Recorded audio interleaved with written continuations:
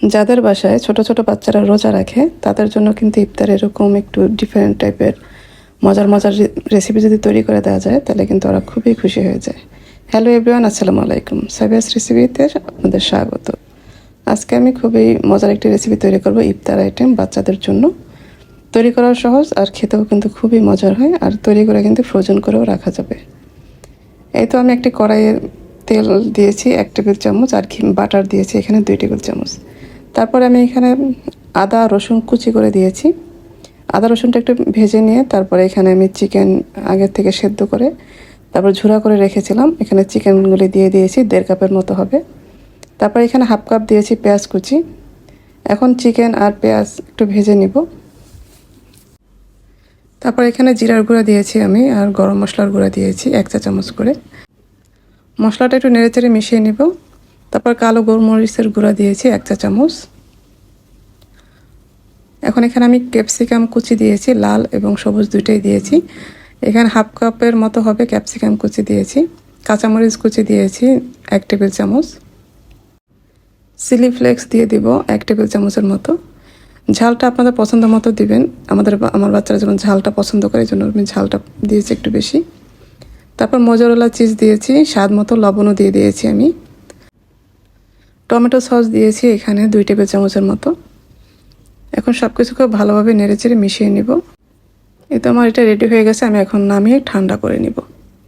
যখন ঠান্ডা হয়ে আসবে তারপর এখানে আমি আলু নিয়েছি, ছোট ছোট 4টা আলু নিয়েছি। আলুটা একটা গ্রেটার দিয়ে গ্রেট করে নিব। এখন আলুটা এই মাংসর সাথে খুব ভালোভাবে মেখে নিব। আলুটার দেওয়ার একটাই কারণ, বাইন্ডিংয়ের জন্য।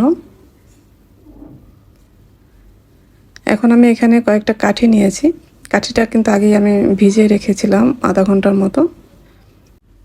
এখন এরকম করে শিক কাবাব যেরকম আমরা তৈরি করি ঠিক সেইভাবে আমরা এইভাবে কাঠির মধ্যে এগুলি গেঁথে নিব। এই তো একটা কিন্তু আমার তৈরি করা হয়ে গেছে। আমি সেম একইভাবে পরেরগুলো এইভাবে তৈরি করে নিব। খুবই সহজ কিন্তু তৈরি করা, যে কেউ একবার দেখলে তৈরি করতে পারবে। এই তো এইভাবে কিন্তু আমি সবগুলি তৈরি করে নিয়েছি।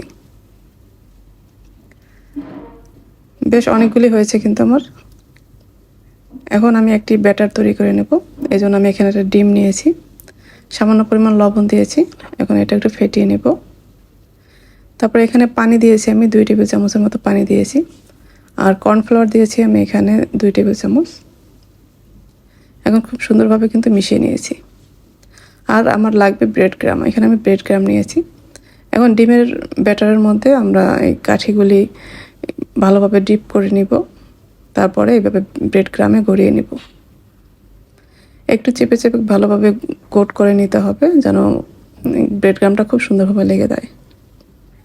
এটা চাইলে কিন্তু আপনারা ডাবল কোটিংও করে নিতে পারেন। আমি একবারই কোট করে নিয়েছি। এই তো আমার সবগুলি তৈরি করা হয়ে গেছে। আমি কিছু ফ্রোজেন করে রাখবো আর কিছু ভেজে নিব। ভাজার জন্য কিন্তু আমি চুলায় তেল গরম করে নিয়েছি। তেলটা মোটামুটি ভালোভাবে গরম করে নিতে হবে। তারপর উল্টে পাল্টে আমরা এটা ভেজে নিব।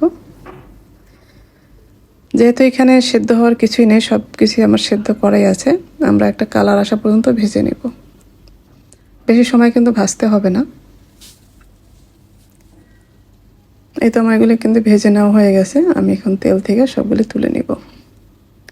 দেখলেন তো কত সহজে কত মজার রেসিপি তৈরি করা যায়।